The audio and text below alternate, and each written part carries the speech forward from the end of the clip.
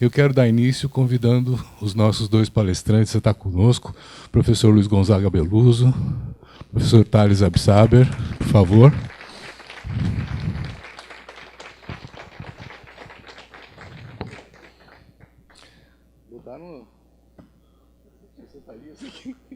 Tanto faz, tanto faz, tanto faz.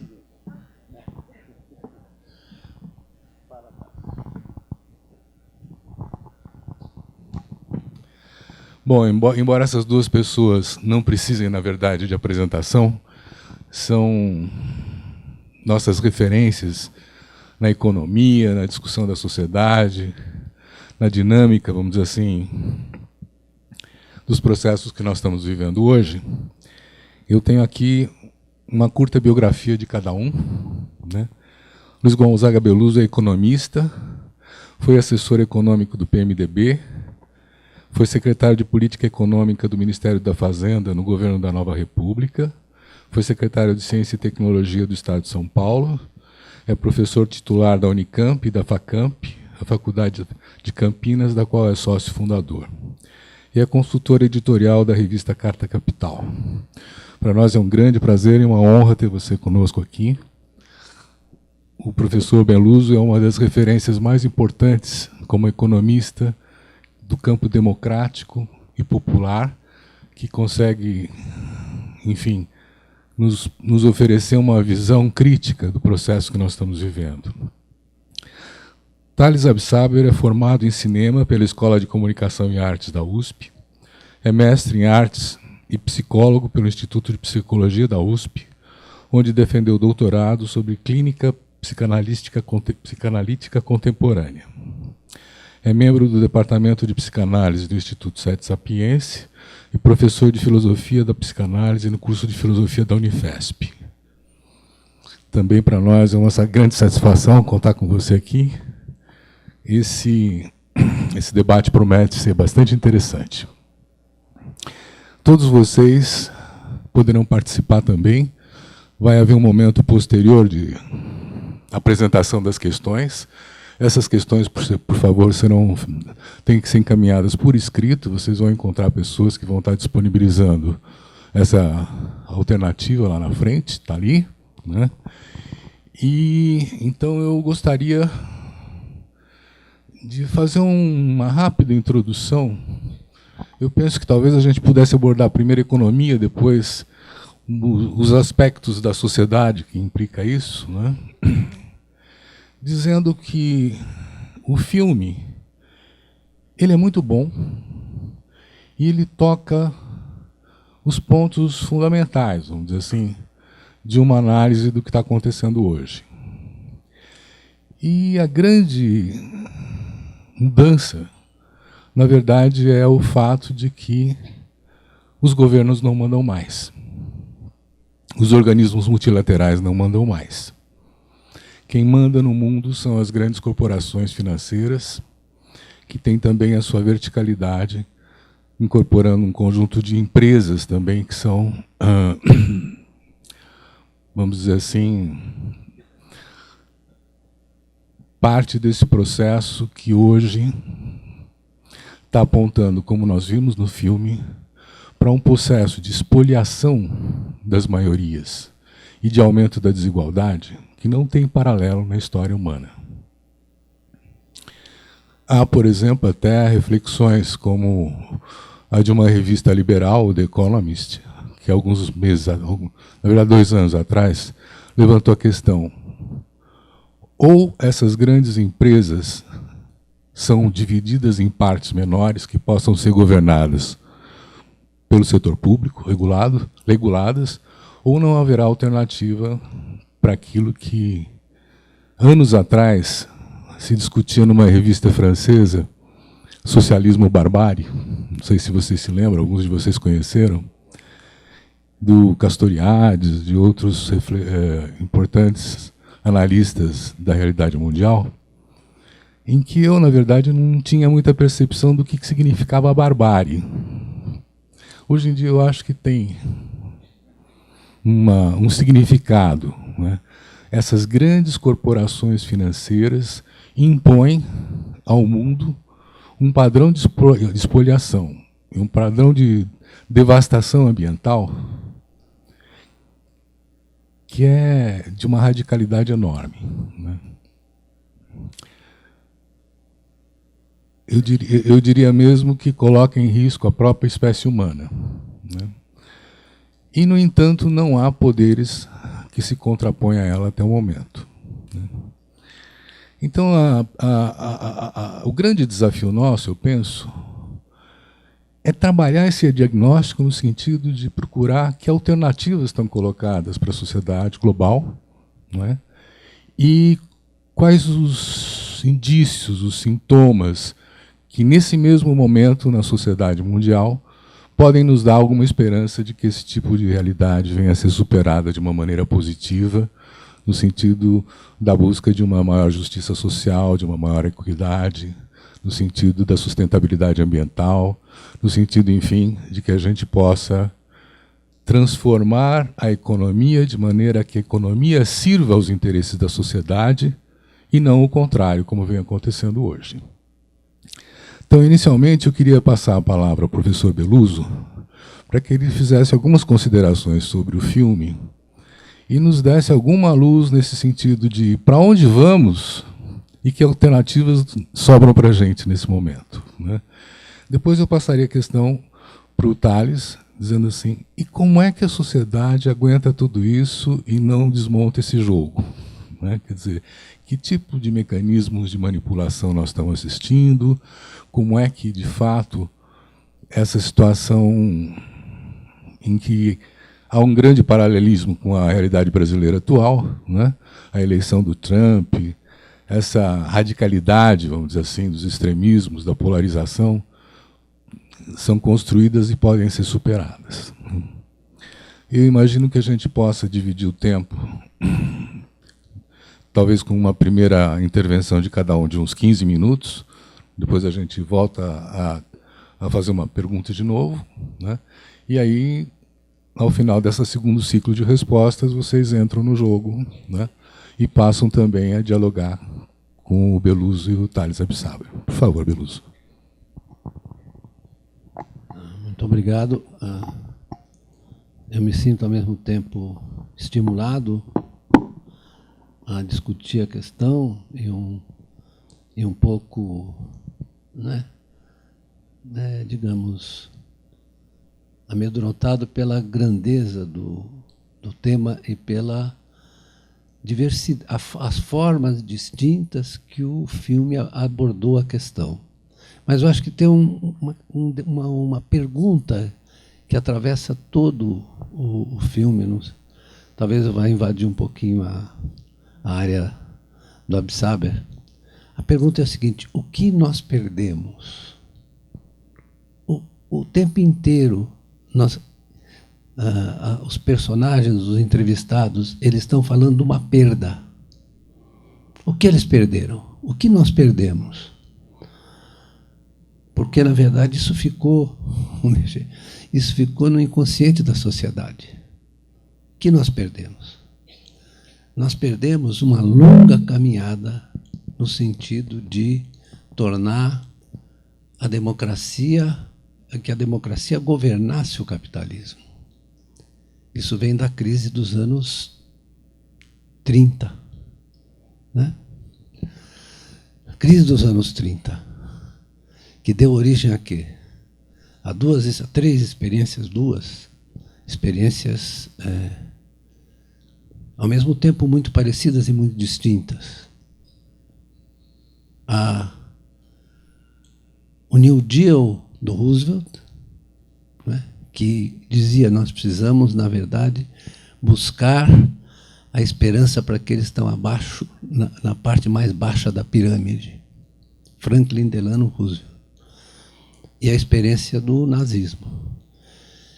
Ambas foram são reações contra o caráter destrutivo do capitalismo quando ele é deixado à sua própria sorte, quando ele é, na verdade, deixado às suas próprias forças, à sua própria dinâmica.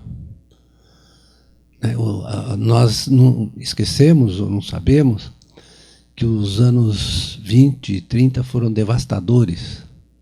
Né? Quem quem gosta de cinema, eu acho que o cinema, eu estava dizendo para o Absaber, que o cinema é uma forma de conhecimento excelsa, porque ela move a sensibilidade e, ao mesmo tempo, suscita a dúvida, suscita a indagação. Então, eu me lembro de um filme que eu recomendo, do Ken Loach, que produziu recentemente aquele filme sobre aquele cliente do estado do bem-estar, né? Ken Loach chama-se o espírito The Spirit of 45, desculpe o inglês, o espírito de 45, em que ele fala do momento de construção do estado de bem-estar inglês, da reação, e ele mostra as condições das pessoas, das condições de vida deploráveis das famílias inglesas nos anos 20, depois da Grande Depressão, durante a guerra, etc. Não por acaso Churchill foi o grande herói da Inglaterra. Ele perdeu a eleição para os trabalhistas na primeira eleição no pós-guerra, que construíram o estado do bem-estar inglês. Isso é verdade para toda a Europa. É dessa perda que eles estão falando, dessa perda de que era possível combinar a democracia, a liberdade e a prosperidade, e o avanço das economias, né, sob o manto protetor do Estado. Como nós estamos falando muito aqui no Brasil sobre a reforma da Previdência, né, aquele foi um momento, vocês todos sabem que o sistema previdenciário, em cima do sistema de repartição, que os que trabalham sustentam os que estão se aposentando, foi criado pelo Bismarck no final do século XIX, e o Roosevelt estendeu isso aos americanos em 1935, e depois isso se generalizou pela Europa inteira e pelos Estados Unidos menos, não é? Mas esse sistema de proteção e essa relação entre o Estado e o setor privado deu origem a outros filmes que eu posso citar aqui, como, por exemplo, A Classe Operária Vai ao Paraíso, que é um filme do Marco Bellocchio, não é? Ou eu estou enganado? Não. Do Pietro Germi, é? Alguém lembra? Não. Fala, você é de cinema, tem que lembrar. Eu não sou obrigado, mas é um filme maravilhoso, né, que mostra como... Ou então eu posso citar Rocco e Suoi Fratelli, que é do Visconti, né? Aí é o Hélio Petri, tem razão. A Classe Operária Vai ao Paraíso. Então, o cinema conseguiu abordar, como está conseguindo abordar agora a perda, o cinema conseguiu abordar o avanço, conseguiu abordar os ganhos, né? E a gente não tem ideia, né? Ou então eu posso citar um filme chamado Umberto D., do Vittorio De Sica, né? Em que ele fala do pai dele, que era um aposentado, que estava na pior, né? E depois ele vai mostrando como os programas, os regimes, as formas de compensar a fragilidade dos velhos, das crianças, das pessoas que estavam desempregadas, foi embalando uma sensação de que ia tudo dar certo, de otimismo em relação à possibilidade humana, né, de realizar, de partilhar o progresso, de olhar o progresso como se fosse uma coisa que decorresse, e mais, havia uma grande sensação de solidariedade nessa sociedade. E é curioso, à medida que a prosperidade foi avançando, essa sensação foi esmaecendo, foi dando lugar a um individualismo assim terrível, né? Que nós observamos hoje na sociedade americana, por exemplo. Eu vou falar um pouco. Sociedade americana, por exemplo, qual era a promessa? A promessa é o seguinte: você vai ter uma vida melhor do que a do seu pai. Você vai ter uma situação social melhor do que a do seu pai. E o que acontece? Há 30 anos que ocorre o contrário, né? Nós podemos falar rapidamente, porque eu queria insistir sobre essa coisa da perda, falar rapidamente das razões econômicas disso, né? O filme apresenta, eu vou parar logo, viu? O filme apresenta, num determinado momento, o Reagan e a Margaret Thatcher. Na verdade, eles são os sinais de que aquilo que durou até meados dos anos 70, e o Reagan assume que ano foi? 1980. Certo? E a Thatcher era um pouco antes, não é? 1975. Eu jantei com a Thatcher. Não devia contar isso para vocês. E nós falamos de futebol e corrida de automóvel. Certo? De economia, ela falava para mim assim, você precisa falar para o Helmut Kohl que ele está fazendo uma transição do leste da economia do leste para o oeste errada. Mas ele está fazendo certo, ela que estava errada. Mas aí começa essa onda em que você solta, na verdade, você abandona todas as regras de controle da finança, de relação das empresas com os seus estados nacionais. Isso é a globalização. Você deixou a finança comandar as empresas se mandaram. Você tem o seguinte fenômeno hoje, que depois a gente pode discutir. É a aceleração do tempo, porque isso veio junto com as novas tecnologias, a aceleração do tempo, o tempo acelera, né, o tempo de produção acelera, e o encurtamento do espaço. Então, a destruição do espaço, na verdade, o espaço, não que o espaço desaparece geograficamente, é que desaparece para os habitantes das regiões. Eles não têm mais importância. Eles estão lá largados. É isso que a gente vê no filme. A gente vê aquelas fábricas destroçadas, aquilo é resultado da migração da grande empresa para regiões de maior rentabilidade. E o Trump não vai conseguir reverter. Esse é que é o problema, porque você tem irreversibilidade. Você tem que pensar numa outra forma. Então, essa disputa com a China vai ser trágica. Por quê? Porque não vai conseguir fazer com que as empresas americanas retornem dos Estados Unidos, não há mais como, né? Você teria que adotar uma atitude de cooperação, como, na verdade, foi proposto no imediato pós-guerra, né? Aí eu vou falar, depois a gente pode continuar, falar de um economista, que era, aliás, um grande admirador do Freud e vice-versa, que é o Keynes, né? Que falou, olha, nós temos que criar instituições que permitam que os países prosperem sem destruir o comércio internacional. Então, ele propôs uma moeda internacional, propôs o Fundo Monetário, não dessa forma, para poder supervisionar as relações comerciais e financeiras, né? Ele propôs uma ordem internacional. Uma ordem muito importante, que, na verdade, hoje ela está em questão, porque não adianta nós recorrermos... Olha o nacionalismo do Trump. É uma coisa que não combina com as formas de existência hoje da sociedade internacional contemporânea, né? Por isso é que é uma coisa reacionária, atrasada, né? É o globalismo do nosso ministro das Relações Exteriores, que não sabe do que está falando, né? Ou sabe exatamente, não sei, mas o fato é que, na verdade, nós temos que apostar numa transição que seja universalista, humanista, né? E que nos ensine a reconstruir as instituições, porque o mercado não é uma abstração. O mercado é uma articulação de instituições, né? Como já ensinou nosso grande pensador católico, Karl Polanyi, nos anos 40. Ele olhou, viu aquilo e falou da grande transformação, que foi aquilo que deixou essa saudade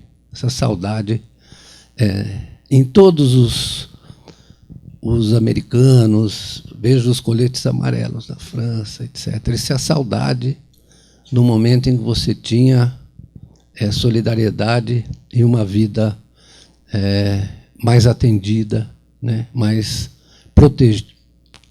regida como a vida deve ser.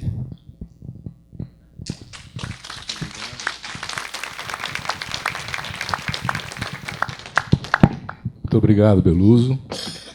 Eu quero, antes de passar a palavra ao Thales, tomar a liberdade de dizer que nós tivemos a honra de ter o Aziz no conselho editorial do Le Monde Diplomatique Brasil, que nos prestigiou, né? E que hoje eu estava lendo o seu livro sobre o Michel Temer e o surgimento do fascismo comum, né? Estou me apoiando nele para fazer uma tentativa de reflexão. Eu, então, gostaria de passar a palavra ao Thales Absaber para que ele nos dê também uma interpretação do impacto que isso tem na sociedade, né? E de como essa sociedade é induzida a um certo tipo de comportamento. E, afinal, eu pergunto, e por que ela não reage, né? Por favor. Bem, muito obrigado ao festival, a todos vocês que estão aqui, aos amigos. Antes de tudo, eu acho que é muito importante esses momentos, né, de encontro, de democracia, né, de exercício real da linguagem, do pensamento, do partilhamento. O cinema tem esse poder fantástico, né, não só de pôr a pensar, como pôr a sentir, como o professor Beluso disse, mas também de criar um objeto comum, né, que todos podem partilhar, todos podem observar, todos podem se posicionar e se mover, né, que é o oposto da privatização e da exclusão, né, que é típica do poder, né. Então, esse tipo de acontecimento, né, que a gente está vivendo agora, e todas essas esferas, né, não é por acaso que os neo-autoritarismos e os neofascismos atacam diretamente o campo da cultura, né, que não é um objeto, né, a cultura é essa experiência, né. A verdadeira dimensão da cultura é a dimensão do partilhamento, né? E o outro movimento que existe é o movimento através de um processo complexo de redução do acesso, redução da renda, redução do político, redução dos direitos, impedir as pessoas de ter acesso, né, à própria cultura, né? Então, as pessoas sempre farão cultura, farão linguagem e responderão a essas violências, né? No entanto, existe uma estrutura de poder ativa, complexa, uma organização de instituições, né, para impedir as pessoas de se encontrarem no lugar comum, né, na produção do lugar comum, né? Falando um pouco do filme, né, que é tão rico, o filme é muito interessante, é muito bom, né, porque ele é muito preciso, né, muito preciso. Ele faz 3 ou 4 escolhas de problemas, todos de grande porte, né, é centrado na experiência contemporânea americana, né. Mas tudo que ele toca, ele revela, né? Ele dá a entender, ele tem um caráter didático público, no sentido meio brechtiano, né? De que essas coisas meio obscuras e opacas e complexas podem ser compreendidas, devem ser compreendidas, né? E ele trabalha com muita leveza isso daí, né? De modo muito sintético, né? Inclusive, uma coisa que assim, é interessante no filme é que ele cita outros filmes, né? Filmes que desde os anos 80 vêm desenhando esse quadro de alienação econômica radical do capitalismo contemporâneo, né? Então, esse é um discurso que também o cinema contemporâneo há um bom tempo vem se posicionando diante disso, né? E uma coisa que é realmente paradoxal é que, de certo modo, todo mundo sabe disso. né? Tem alguma coisa que, no nosso tempo, não tem nada oculto, né? Isso tem um lado assustador, porque, uma vez que nós sabemos, por que não conseguimos construir mecanismos de controle e de transformação? É a grande pergunta, né? Por outro lado, tem algo de promissor. Esses processos estão muito transparentes. Só se engana quem realmente quer. Você tem que desejar se enganar, né?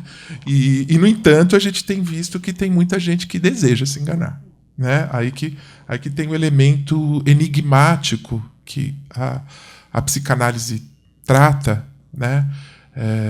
Que tem múltiplas formas de gozo e de estar no mundo, né? Então, assim, são muitas questões possíveis. Eu vou fazer um paralelo à fala do professor Beluso sobre o que se perdeu, né? O professor foi dando alguns elementos da história material, econômica dessa perda desde os anos 30, né? Que, no fundo, a gente poderia dizer que é a perda da dimensão ética do projeto moderno, né? Do projeto moderno, né? Que é uma imensidão, é um titã humano, né? Mas que é exatamente o que o professor falou, a regulação do capitalismo para que o capitalismo produza civilização, né? E deixado a si mesmo, o capital é uma máquina destrutiva sem limites e sem fronteiras. E é isso que a gente está vendo, né? Do mesmo jeito que nos últimos 30 anos colocou completamente em xeque a estrutura física do planeta, e esse é um limite do capital, né? Hoje, né? Uma próxima rodada global de crescimento global, ninguém sabe o que vai acontecer. A quantidade de extermínio de espécies, sistemas ecológicos, vai ser uma quantidade industrial de extermínio, né? No próximo movimento de aquecimento global do capitalismo. Então, a gente está na fronteira de uma imensa catástrofe. Já estamos dentro dela, né? A fronteira já passamos a fronteira. Ela já está acontecendo, né? Já está acontecendo, né?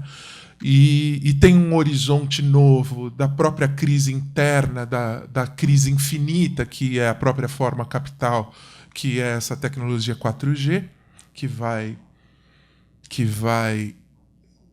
5G, 5G, é 5G, é isso, que vai fazer uma revolução industrial de uma natureza nunca antes vista, né?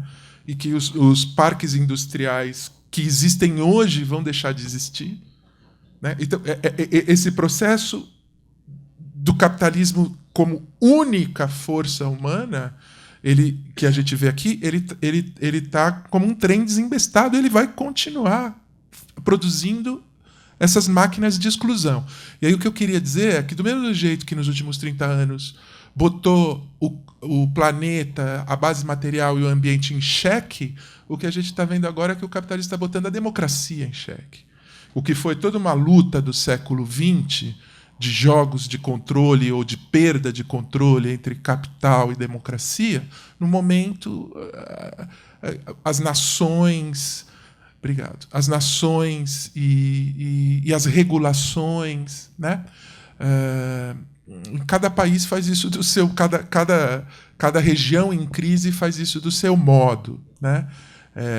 Uma coisa interessante que a gente vê no filme é que a lógica política da classe trabalhadora americana desamparada, tentando restaurar um passado moderno de equilíbrio, e que não vai rolar, através de um político farsesco. Até o filme fala, né? O Trump é preguiçoso, fraudador, é mentiroso, quer dizer, são todos os valores, né, perversos, né? E nós temos aqui o nosso também, né? que é de outro extrato ainda, né? Como dizia a velha canção, é coisa nossa, né? O Bolsonaro é fora de qualquer curva, né? É completamente fora de qualquer curva. O Brasil é realmente radical nesse aspecto, né? E então o que acontece? Mas a classe trabalhadora tem uma racionalidade de tipo antiga. Você vê que são sujeitos modernos, que têm consciência política e social. Então, dizendo, o que aconteceu? O capitalismo que nos sustentou durante 20, 30 anos nos superou, nos abandonou e nós precisamos de controle político. E os democratas, que eram o nosso partido trabalhista, era o Partido Trabalhista, passou a funcionar para desregulamentação. Então nós estamos mudando de posição. Estamos ficando de direita, porque a direita diz que vai devolver a estrutura civilizatória perdida. E a gente sabe que tudo isso é uma ilusão. A direita não vai devolver a estrutura civilizatória perdida. Ela não é mais possível naqueles termos, como o professor falou. Então, o horizonte é a criação de um novo pacto global. De um novo pacto global que é política e que é controle do capitalismo. Agora, controle do capitalismo é um jogo muito complexo porque o próprio capital é uma coisa que não conhece controle.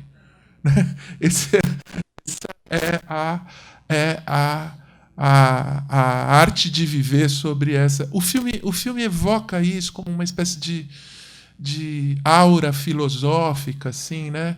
Aquela imagem de que a civilização das borboletas, que sabe alguma coisa que não sabe, né? Que a civilização é alguma coisa que não é exatamente conhecida, é um afeto do porvir, né?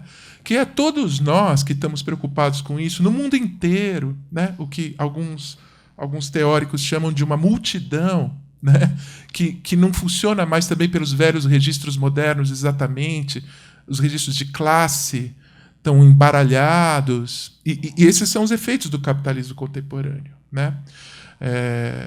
Ao mesmo tempo universaliza a experiência diante da potência humana, ao mesmo tempo desenraiza, né?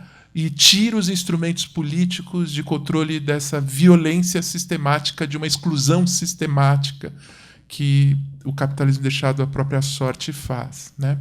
Enfim, tem muitas questões de muitas dimensões, né? Mas, por fim, eu gostaria de dizer que aquele momento importante da modernidade, né? Que pautou as possibilidades da relação entre modernidade material, econômica e científica, técnica, e modernidade democrática, subjetivante, né? Que é tanto democracia diante dos poderes, controle dos poderes, quanto democracia entre os homens, né? Que em algum momento muito radical da humanidade, muito radical, alguém, um jogo de forças local, falou assim: não, temos que pautar o processo por igualdade, liberdade e fraternidade.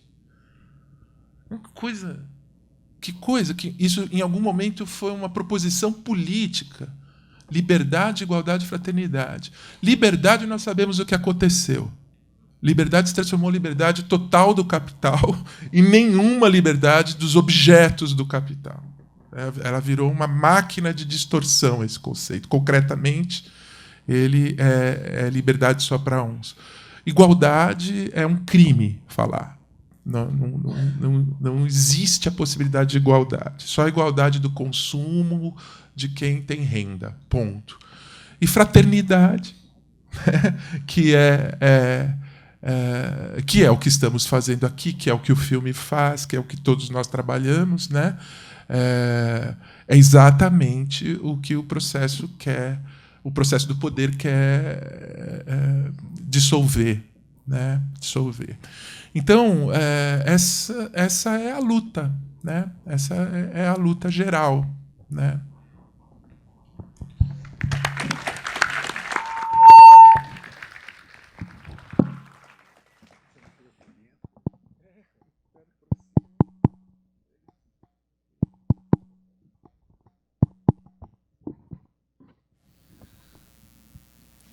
Pois é, essa é a luta geral, né? Mas hoje, por exemplo, nós temos uns 20 milhões de norte-americanos que estão vivendo em trailers, porque saíram expulsos das suas casas, né? Oi? A crise de 2008, né?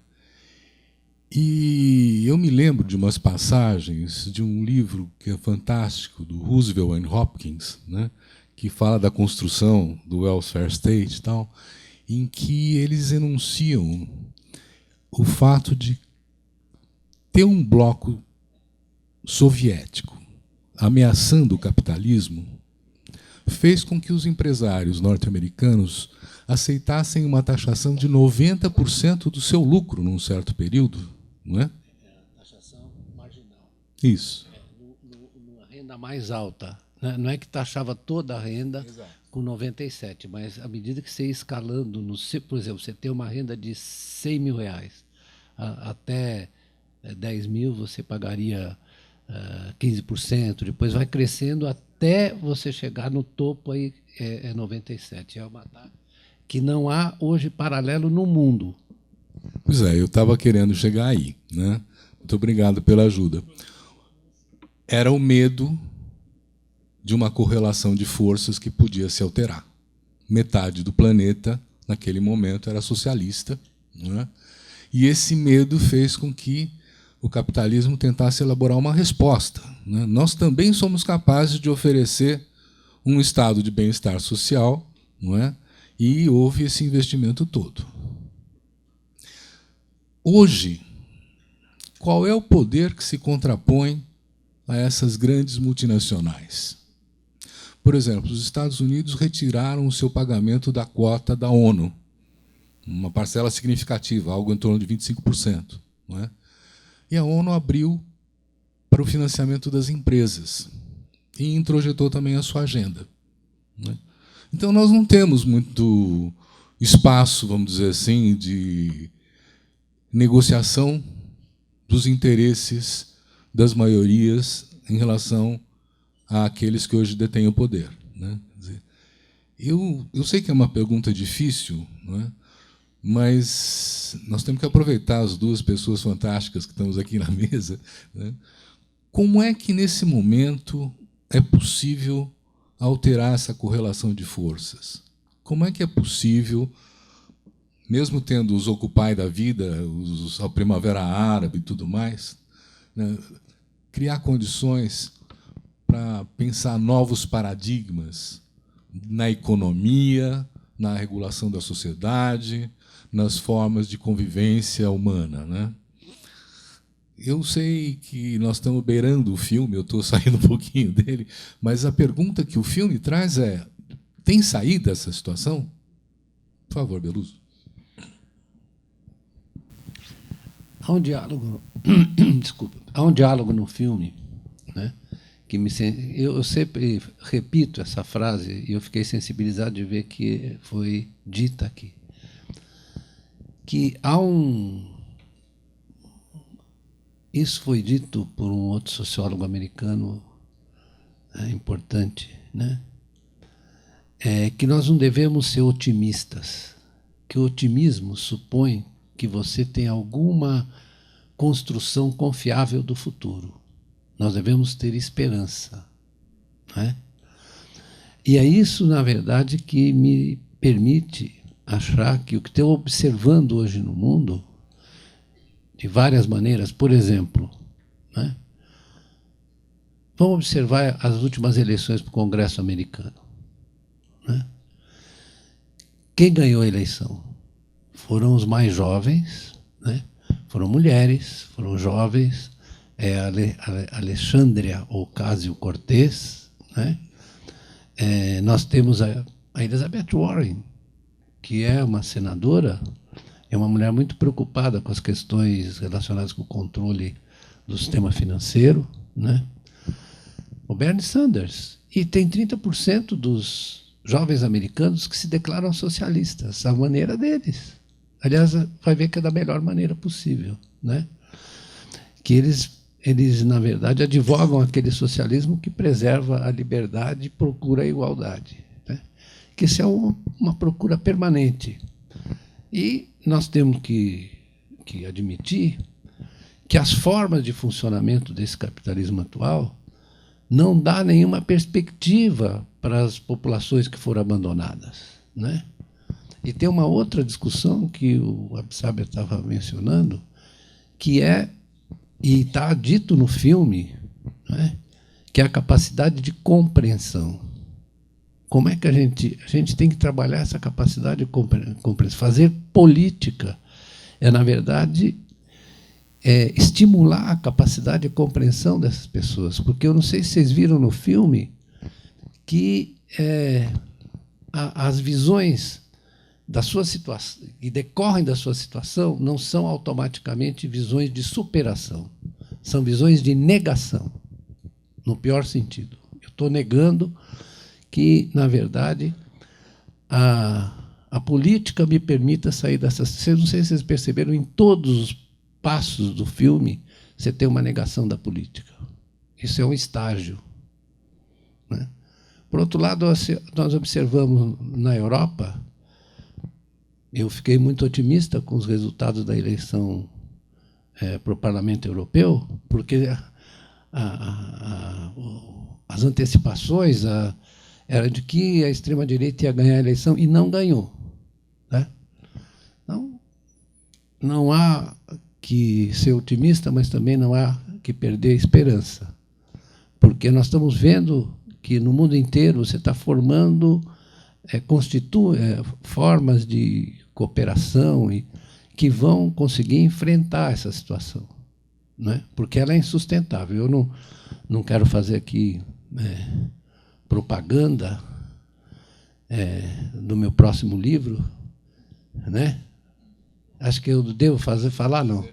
Faço. Chama-se A Escassez da Abundância Capitalista. Por quê? Porque o potencial produtivo é de tal ordem que ele se torna, na verdade, uma promessa e, ao mesmo tempo, uma tremenda ameaça, né? Se você não conseguir tirar fora essa coisa da corporação poderosíssima, das instituições financeiras. Eu escrevi um outro chamado Manda Quem Pode, Obedece Quem Tem Prejuízo, né? Para mostrar como se formam os mecanismos de controle e de apropriação, né? E isso está se tornando insuportável e, sobretudo, está se tornando disfuncional. No filme, várias vezes, né? Disfuncional. No filme, várias vezes, há uma referência. E o filme é formidável, tem referência que a gente deve ver de novo.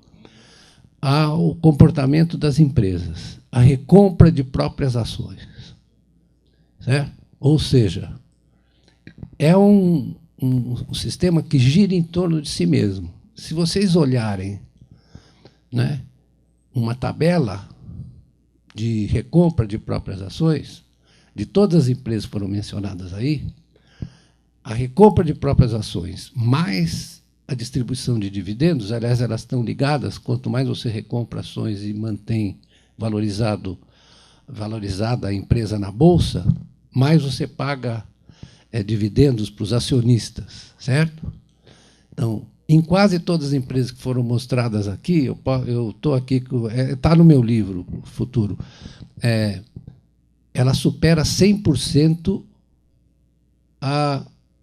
o faturamento das empresas, faturamento operacional. Ou seja, as empresas têm o faturamento operacional daquilo que elas trabalham e realizam, e o pagamento, a recompra de ações, né, a receita operacional líquida delas é superada em 100% em quase todos os casos, certo? Ou seja, é uma máquina que, na verdade, gira em torno de si mesma, né?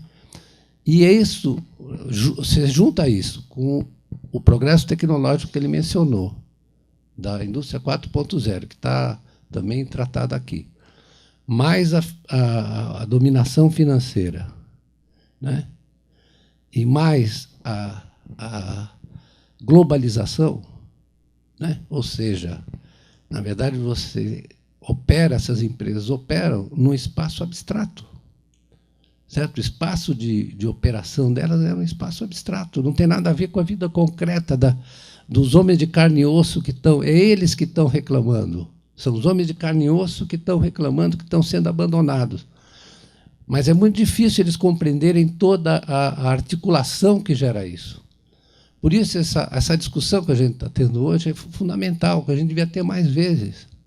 Passar o filme aonde foi possível e discutir da maneira mais clara possível. Falar, olha só, olhem o que vocês estão vendo, o que isso, na verdade, significa. Não é? Isso que a gente tem que fazer.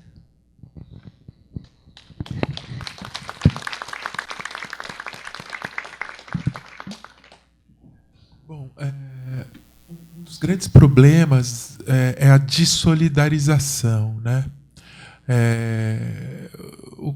O capitalismo, quando ele teve o seu momento regulado e democrático, liberal, porque o que nós estamos vendo agora é uma espécie de guinada fascicizante, né, do capitalismo. O capitalismo não precisa, ele usa o Estado para não responder aos direitos, para liquidar os direitos e aumentar o capital do modo mais simplório, arcaico e brutal. No Brasil é evidente isso.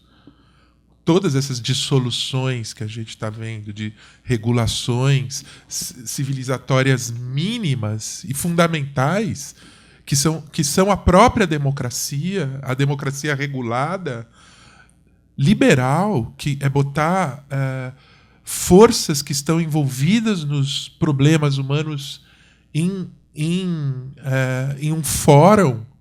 Os caras vão dissolvendo todos os fóruns.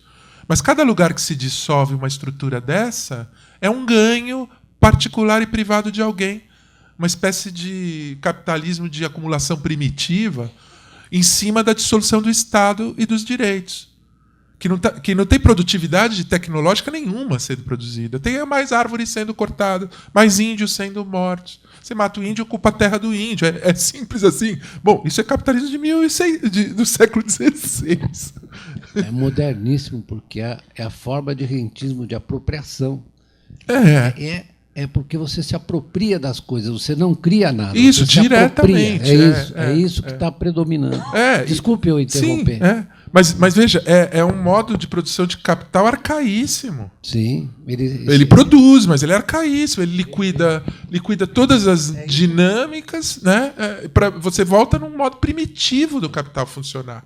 Altamente destrutivo, altamente desresponsabilizado. E aí a sua pergunta fala, bom, onde estão as forças? Né?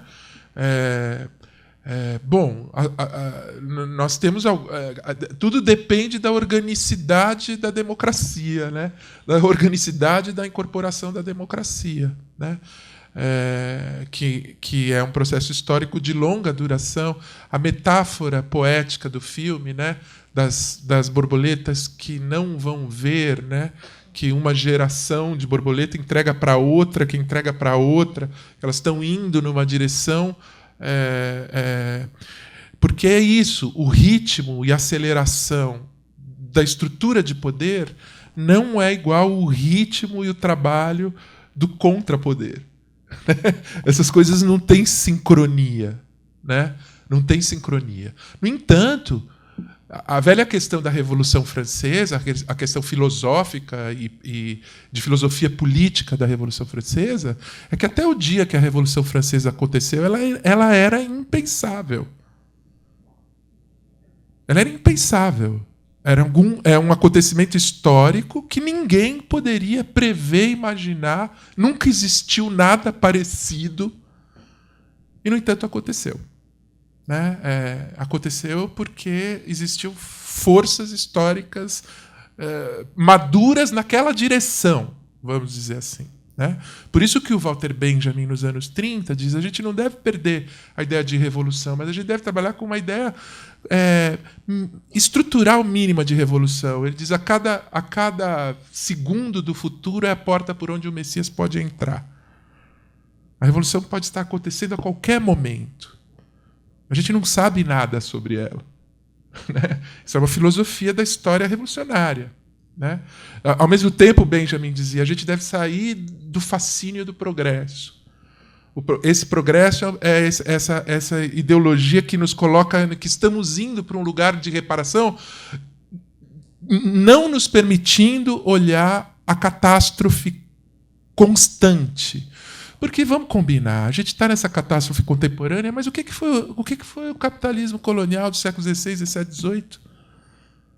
Que gerou a América, que gerou o Brasil? O que fez na África? O que fez, como dizem os americanos, com os nossos irmãos negros?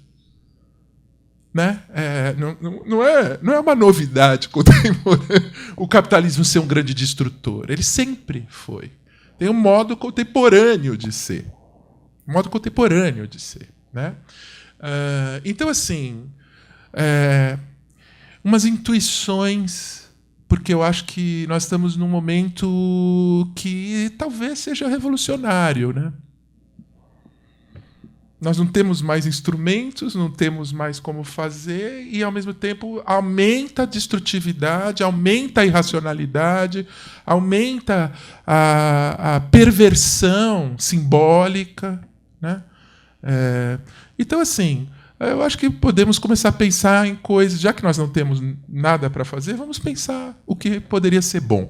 Poderia ser bom que não existissem mais fronteiras no mundo. Poderia ser bom que existisse uma renda mínima universal.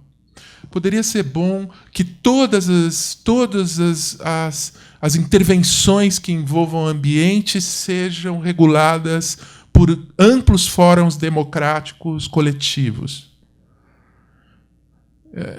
A gente só vai sair desse impasse por outras formas. Pelas mesmas, a gente não tem como sair. Né? E essas outras formas, exatamente ali onde o poder quer regular, onde o poder concentra as suas forças, é onde estão as formas futuras. Né?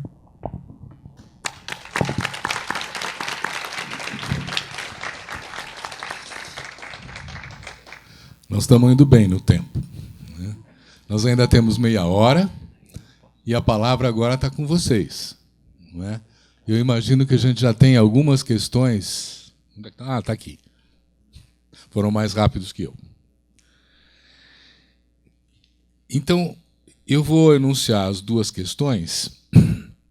Depois eu passo, então, ao professor Beluso, que tem também um compromisso, ele não pode ficar tanto tempo. O aniversário da minha ex-mulher. Então, como eu sou amigo dela, tenho que ir lá. Né? Senão... Deixa eu enunciar as perguntas. Mais do que justificado. Primeira pergunta. Vocês acham que o período do bem-estar social na Europa e Estados Unidos só foi possível pela fase de expansão do capitalismo na América Latina, Ásia, África, que sustentou um crescimento econômico muito grande na Europa e nos Estados Unidos? Seria hoje possível uma experiência global de bem-estar social? É a Gabriela que está fazendo essa pergunta. Pode responder essa, porque senão você esquece o que ela perguntou. Vamos responder essa. Então. Você gosta de falar várias perguntas, depois você esquece, o cara está ficando velho, não lembra. Mas, então, a pergunta é interessante porque ela fala de qual era a natureza das relações internacionais naquele momento. Né? Vou fazer uma simplificação aqui.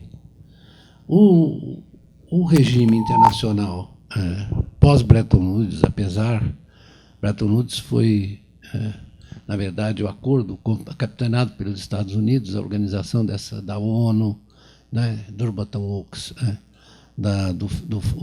do Fundo Monetário, do Banco Mundial, etc. Mas, seja como for, ainda que esse sistema, a organização desse sistema não tenha correspondido àquilo, por exemplo, que o Keynes desejava, né, ficou muito abaixo, porque os americanos resistiram, apesar da herança rooseveltiana, e quem era o representante americano era um cara que foi, na verdade, preso pelo McCarthy e morreu de um infarte. Né? Em 1952, esse espírito, né, permitiu com que as economias nacionais se desenvolvessem numa cooperação internacional. era um sistema internações, não era global, era internações. Né? Então, as experiências de desenvolvimento nacionais, do Brasil, alguém falou aqui, da América Latina, o Brasil realizou, estava no auge da sua industrialização nesse período. Né? O Brasil não tinha as instituições do Estado do Bem-Estar, só botou um pouquinho na Constituição de 88, contra a qual eles se rebelam. Né? Outro dia, o nosso Paulo Guedes falou que o Brasil precisava abandonar a social-democracia. Eu falei, meu Deus do céu. Né? O que me irrita mais nas pessoas é a ignorância. Né? A ignorância é uma coisa assustadora. Mas, enfim, nós tivemos uma expansão, nós tivemos os milagres. Quais foram os milagres? Milagre alemão, lembra disso? Você lembra? Milagre alemão, milagre italiano, milagre japonês. Né? Tudo isso, depois surgiu a Coreia, etc., o Brasil, tudo isso foi feito nessa organização. E, ao mesmo tempo que isso foi se expandindo, isso foi se autodesgastando. Porque quando a Europa se recuperou, eu vou obedecer, quando a Europa se recuperou, ela começou a, na verdade, a entrar em concorrência com os Estados Unidos. Né? E aí aquela organização monetária, o dólar como moeda reserva, começou a ser ameaçado. O De Gaulle falou assim, vocês parem com esse negócio de emitir dólar para comprar nossas coisas, não é isso? Comprar nossas coisas é um privilégio exorbitante. Essa frase é do De Gaulle. Né? Então, em 71, o Nixon, pressionado, já estava nos estertores, porque as coisas se transformam. As coisas se transformam. Né? Hoje em dia, a economia, por exemplo, essa disciplina que eu sou obrigado a estudar, eu chamo de a economia da rigidez cadavérica, porque nada se move, né? É tudo a mesma coisa. Como, na verdade, nós estamos observando uma transformação incrível, né? Do que nós estamos falando? Nós estamos falando de uma coisa que mudou de uma economia internacional para uma economia que foi sendo globalizada. Na hora que você soltou as amarras, né? A empresa americana, que na verdade já era monopolista, mas estava operando dentro dos Estados Unidos, ela se mandou. E a China só se desenvolveu porque fez umas reformas lá e recebeu as empresas americanas. Isso é da década de 80. O Deng Xiaoping fez as reformas, saiu do outra rigidez cadavérica, que era o sistema de planejamento soviético, vocês vão me desculpar, mas era isso. Né?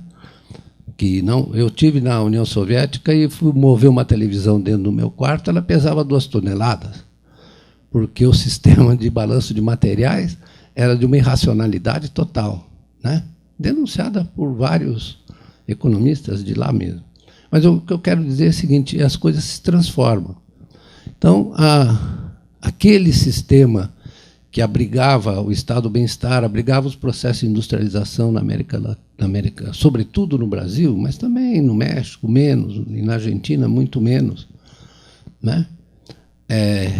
A China começou a se desvencilhar daquele peso do sistema de planejamento, né? Essa coisa, né?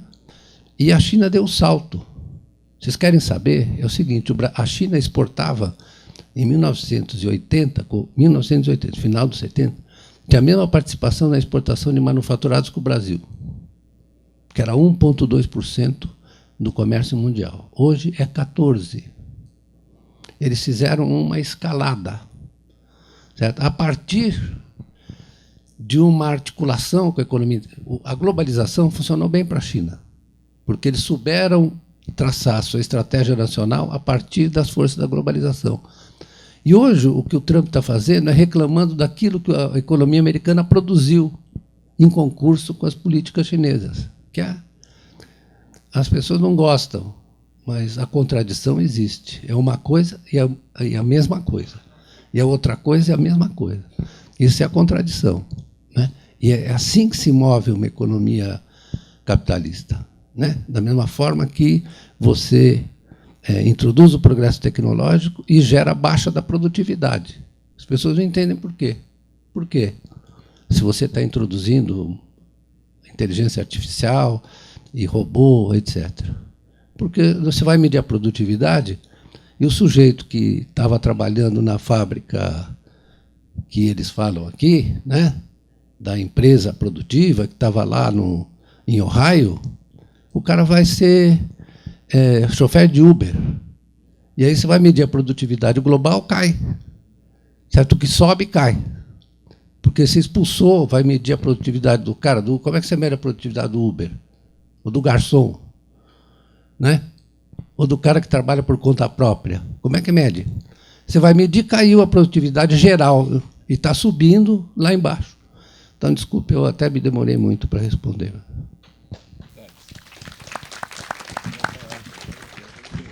Eu não sei. O que eu acho importante pensar no caso brasileiro é que o Brasil, como dizia o Caio Prado Júnior, né, que dizia se desse para definir o Brasil numa palavra, eu diria muito atrasado, né? Quer dizer, o processo de industrialização do Brasil é tardio, esse momento, e o processo de integração política e social do Brasil é tardio, né? E a possibilidade de uma democracia com um estado de bem-estar social é da Constituição de 88, e nós estamos em 2019 com uma parte da elite brasileira querendo destruir o contrato social arduamente construído ao longo do século XX, violentamente construído ao longo do século XX, né? Então, o Brasil tem uma especificidade, né, de países periféricos em relação à vanguarda da produtividade econômica e social capitalista, né, que faz parte do próprio capitalismo, essa periferia, que altera, né? O professor Beloso é um dos grandes pensadores das diferenças dos parâmetros, né, econômicos e sociais do caso como o Brasil, né? É uma faixa do mundo, né? Então a gente sempre tem esse problema, é o velho problema dessa desregulação.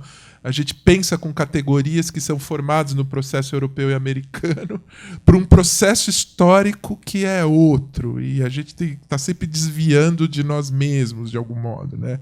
É o jogo complexo das ideias fora do lugar fora das ideias, né? Como dizia o Robert Schwartz, né?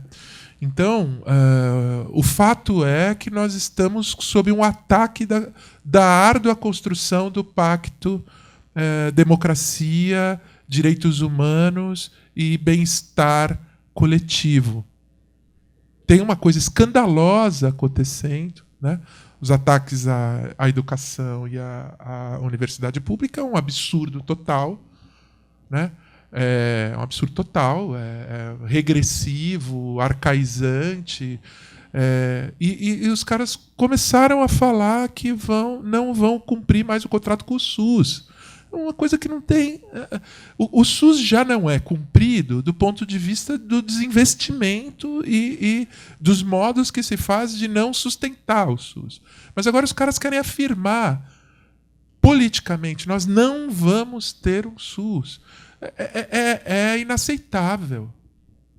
Esses caras estão rasgando a Constituição. Eles não foram eleitos para rasgar a Constituição. Eles foram eleitos para governar. Isso que eles estão fazendo não é governar. Eles não consideram as regras. Eles não consideram as regras, né? Então, assim, o processo do Brasil tem uma especificidade autoritária própria, né? Nos Estados Unidos é o grande capital mundial que, bem ou mal, destrói de um lado e produz do outro, e por isso que seduz uma parte da classe média americana que é engajada e que faz parte, né, desse sistema de informação que virou o capitalismo americano, porque a indústria não está lá, mas o que está lá é a regulação, né? Sim, é a regulação simbólica do jogo. Eles que decidem, vai para a China, né? Eles que decidem onde alocar, né? Eles que têm as universidades que geram as tecnologias. Você pega o telefone, né? Depois os chineses e os coreanos copiam tudo, não estão nem aí, né? Vão atrás, né? Mas a ideia dos americanos é essa: a gente produz a tecnologia, produz o saber. A crise política com o 5G é por causa disso, é porque os chineses parece que estão na frente, né? Eu li isso, né? Os chineses vão fazer o lance tecnológico, por isso que tem uma guerra comercial e uma tensão muito grande, né? Porque aí os chineses invertem tudo, não só tem a indústria, como tem um lugar privilegiado no comércio mundial, mas começa a pautar o horizonte tecnológico. Isso, para os americanos, é muito difícil. E, ao mesmo tempo, eles não podem enfrentar os chineses como guerra. Então, o horizonte é uma nova Guerra Fria. O horizonte é uma nova Guerra Fria que esses malucos fascistoides medíocres brasileiros estão se propondo a isso. Eles vão lá nos Estados Unidos e dizem: nós estamos aqui para uma nova Guerra Fria. O que vocês querem? Querem uma guerra na Venezuela? Um novo invento, né? Em que todas as categorias modernas do país estão liquidadas por princípio e a gente tem uma espécie de neoprotetorado direto com o império, né? Uma coisa assim que os caras estão inventando, né? Tipo Israel, Estados Unidos, Israel, Estados Unidos, Israel, né? Como dizia o Tim Maia: você e eu. Os caras só querem os Estados Unidos, não querem mais nada. Os Estados Unidos vai nos segurar nessa catástrofe mundial. E isso é altamente autoritário. Do mesmo jeito que você se submete inteiramente ao império, para baixo de você submete tudo, que somos nós. Somos nós. Nós também não temos nenhuma validade nesse jogo. É um jogo só do poder. Um jogo só do poder, né? Faz sentido que esses caras desprezem a Constituição, né? Como eles desprezam mesmo, né? Bom, a gente vai ter que segurar essa onda, né? Por isso a ida dos jovens, né, na rua para defender as universidades, com as suas famílias, é um dos últimos instrumentos. Só existe esse hoje no Brasil, né? De investimento na vida dos pobres e de reparação da violência do capitalismo total. Só as universidades públicas, não tem mais nenhum. É esse que está sob ataque, né? Nós estamos chegando na fase final do nosso momento de encontro aqui, com uma última pergunta, que eu vou repassar também aos dois, e aí depois nós encerramos o nosso debate. É uma certa continuidade da conversa que nós estamos tendo. Desde os tigres asiáticos, a China se abriu, se submeteu, e agora ela domina a linguagem, os códigos e a tecnologia. Essa semana abriu uma loja de tecnologia chinesa de primeira linha, Xiaomi, para fazer frente, eu imagino que seja isso, para fazer frente às grandes americanas. Até que ponto a China pode mudar essa hegemonia e centralidade do capitalismo made in USA? É uma ótima pergunta. Acontece o seguinte: já deu. Pode crer que eu estou falando. Já era. A hegemonia americana já era. Ele está estrebuchando, etc. Quem já foi a Shenzhen, que é o maior centro tecnológico de pesquisa científica e tecnológica do mundo? Estão lá as empresas, estão lá as universidades, estão lá as instituições de pesquisa. Tem mais de 400 mil entre engenheiros e tecnólogos, etc. É uma coisa monstruosa. Eu estava falando com o Miguel Nicoleles, vocês sabem quem é, né? E eu passei pouco tempo em Shenzhen. O Miguel Nicoleles passou 3 meses. Sabe quem é o Miguel Nicoleles? Não. Ele tem uma ligação comigo muito assim afetiva, que nós dois somos palmeirenses, né? Então, ele me contou, falou: impressionante.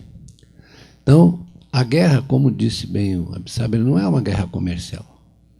Isso é só Na verdade, a superfície. É uma guerra tecnológica e de hegemonia. E vocês sabem que a Huawei está com o projeto de se instalar no Brasil, em Campinas. Né? E vai. A menos que os caipiras que estão no governo queiram, na verdade, fazer uma... Eu tive jantando com o embaixador, desculpe eu contar, com o embaixador da China. O chinês, você não precisa compreender o que ele está falando, você precisa compreender o que ele não está falando. Certo? Qual é o silêncio que você tem que interpretar. Então, é muito interessante, porque eles consideram o Brasil, inevitavelmente, articulados com eles. Porque o Brasil é o maior parceiro, eles são os maiores parceiros comerciais do Brasil. Certo? Imagina se o Brasil vai se alinhar com os Estados Unidos, logo, logo o Bolsonaro consegue a hostilidade do agronegócio. Certo? Porque nós exportamos nossa soja e outros commodities para a China. Né? E, na verdade, por exemplo, nós participamos do Banco dos BRICS. Não é? Nós fomos cofundadores do Banco dos BRICS, só que nunca utilizamos, só utilizamos para um financiamento vagabundinho. Não tem jeito. Se nós quisermos, por exemplo, estimular os investimentos públicos em infraestrutura, nós vamos ter que recorrer ao Banco dos BRICS. Não é? Também, não só. Mas eu estou dizendo que não há nenhuma chance de nós sermos acolhidos pela hegemonia americana em declínio. Nós vamos ter que nos juntar com a China. Quer dizer, quer dizer o seguinte, fazer uma política comercial com a China. Claro que os chineses jogam em função dos interesses deles. Mas o Brasil é um país que vale a pena para o projeto de expansão deles. Né? A Rota da Seda. Não sei se vocês já ouviram falar. O embaixador falou, olha, na Rota da Seda nós temos uma série de projetos energéticos, etc., e industriais que interessam ao Brasil. Né? Portos, energia elétrica e mais, projetos industriais mesmo. Né? Porque não vamos nos enganar achando que os chineses são bonzinhos. Não se trata de ser bonzinho ou ruinzinho. Se trata de nós articularmos os nossos interesses. O que me espanta, me assusta, é o fato de que eles não são capazes de definir quais são os interesses do Brasil. Não tem projeto nenhum.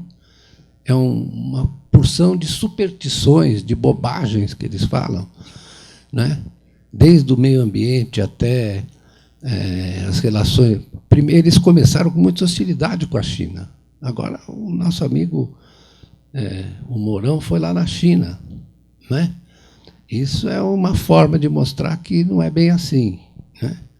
E não, objetivamente, não dá para escapar dessa realidade. Certo? A China é um país hegemônico emergente.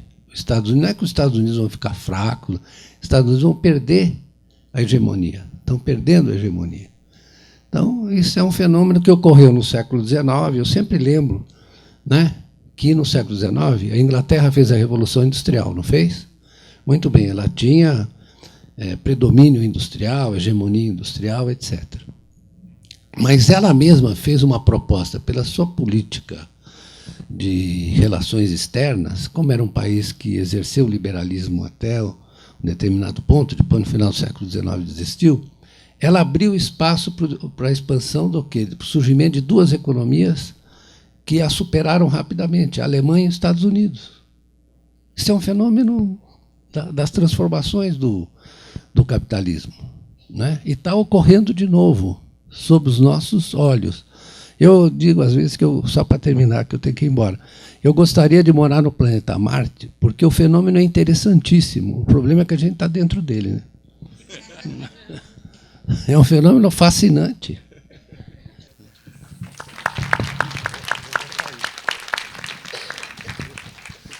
Então, nós vamos agradecer muito a participação do professor Beluso e entendemos o momento as razões para a sua saída.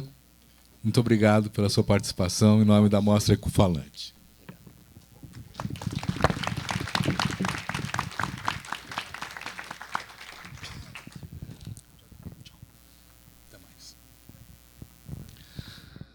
Bom, mas ainda temos a intervenção do professor Tales, que vai nos dirigir a palavra agora. A questão da China, né? Isso que o professor Beluso falou, o fenômeno é interessantíssimo, o problema é que nós estamos dentro dele, né? Isso também é o problema do psicanalista, né? É a mesma coisa, né?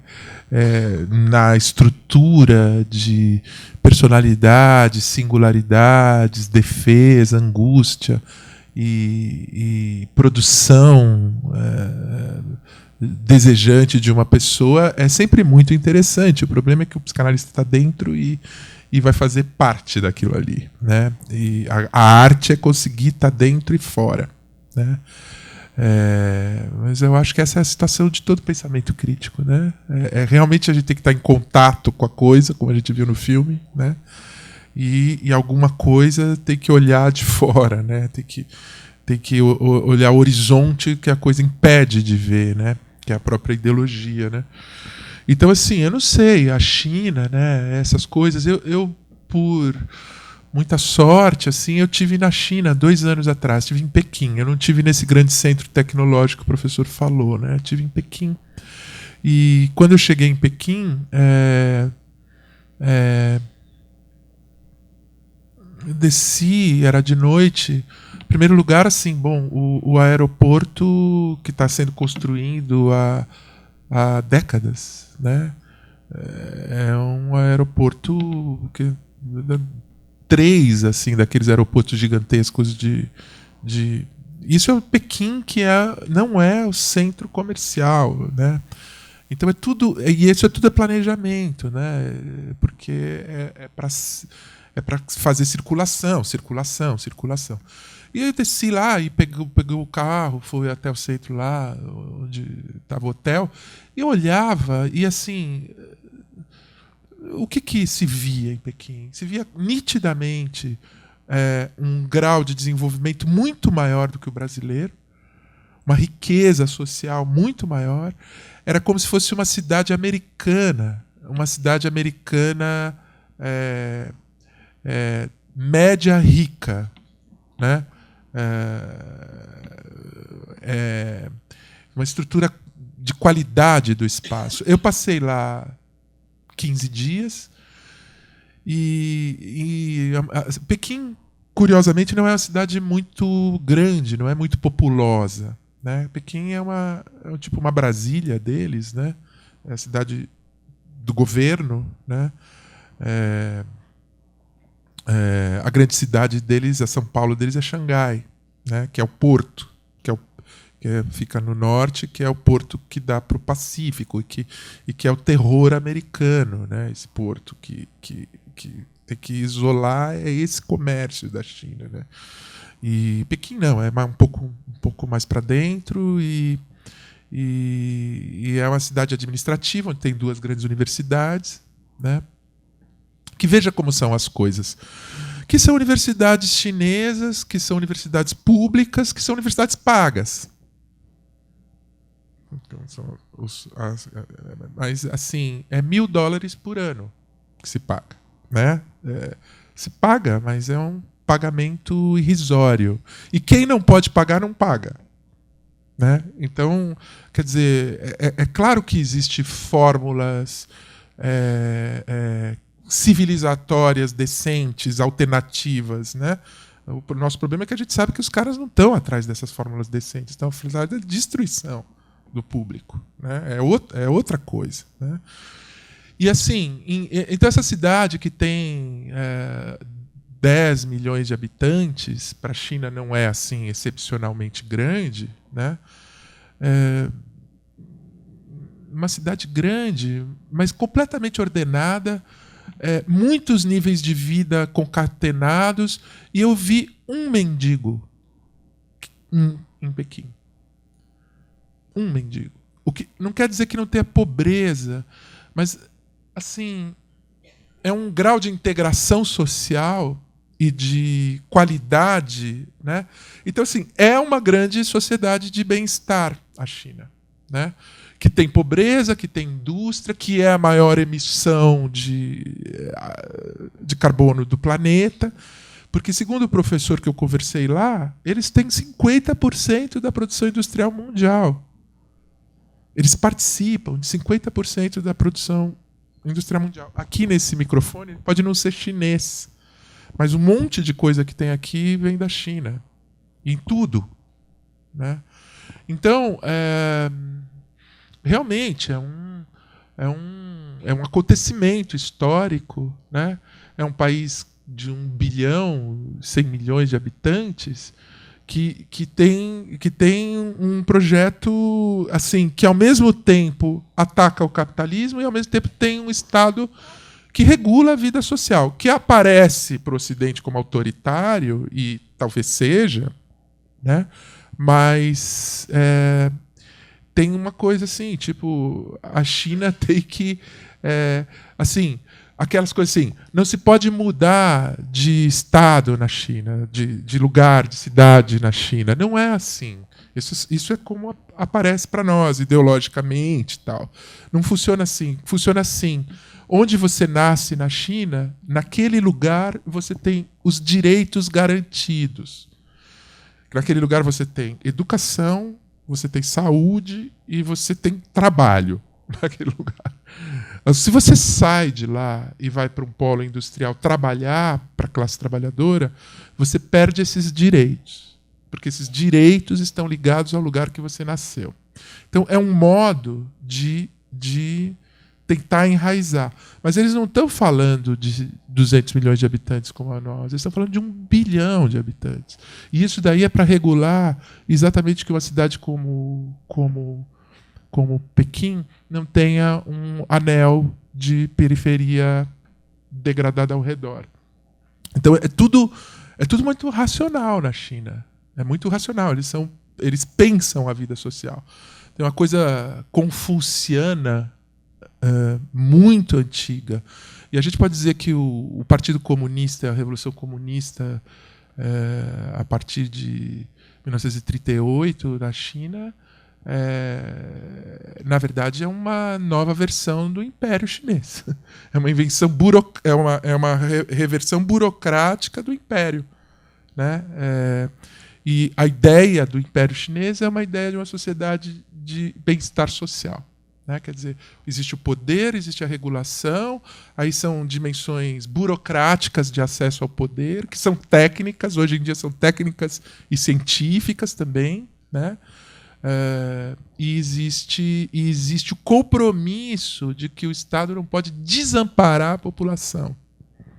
Isso é chinês. Aí os chineses falam umas coisas assim. Eu vi um embaixador chinês falando umas coisas assim.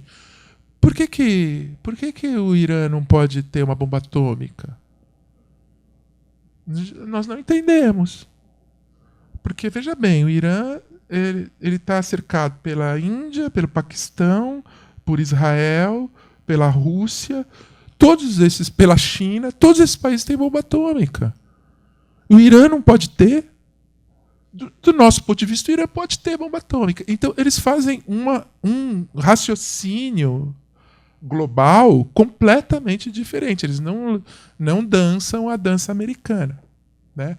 É claro que quando eles estão fazendo isso, eles estão fazendo uma média com o Irã e atraindo o Irã para a sua própria esfera. Mas eles dizem com todas as letras, o Irã pode ter bomba atômica. Quer dizer, é um jogo para desequilibrar o jogo americano fortemente. Né?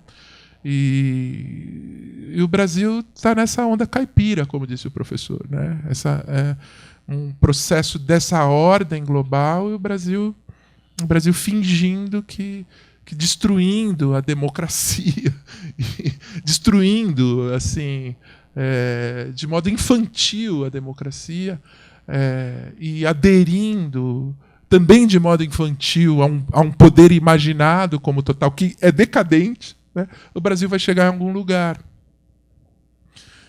A gente viu essa semana, os suecos estão dizendo, a gente não quer comer mais nada brasileiro, que é tudo veneno. Quer dizer, o resultado desse negócio brasileiro vai ser um isolamento do Brasil. Que, no fim das contas, como disse o professor, vai ter que correr para ver o que a China tem para nos dizer, porque a gente mesmo não é capaz de pensar essa ordem, né? Essa ordem. Agora, tudo isso ainda está dentro, quer dizer, quando o Brasil teve seu momento no mundo há 10 anos atrás, né? Uma coisa que era importante o Brasil ter pautado era o horizonte de superação e de controle mundial da ordem do capital, né? Ter colocado num fórum. O Brasil não quis fazer isso, né? Não quis fazer isso, né? São essas regulações maiores, essa democracia mais ampla, né? Claro, é ilusório, nós não temos esses fóruns, né? Mas eles têm que começar a ser pensados, eles têm que começar a ser sonhados, né? Senão eles nunca vão existir, né? Bom, em nome de todos nós, eu quero agradecer muito a participação do professor Thales Absaber, sempre dando inspirações para as nossas reflexões. Queria salientar uma observação que você fez de como é importante iniciativas como essa de construção de um espaço público no qual nós estamos trocando informações, nós estamos refletindo, nós estamos criando alguma coisa de novo, não é? E, nesse sentido, parabéns à Mostra Ecofalante por essa iniciativa, que esperamos que siga crescendo e seja mais importante a cada ano, né? Muito obrigado a todos. Eu peço uma salva de palmas a eles.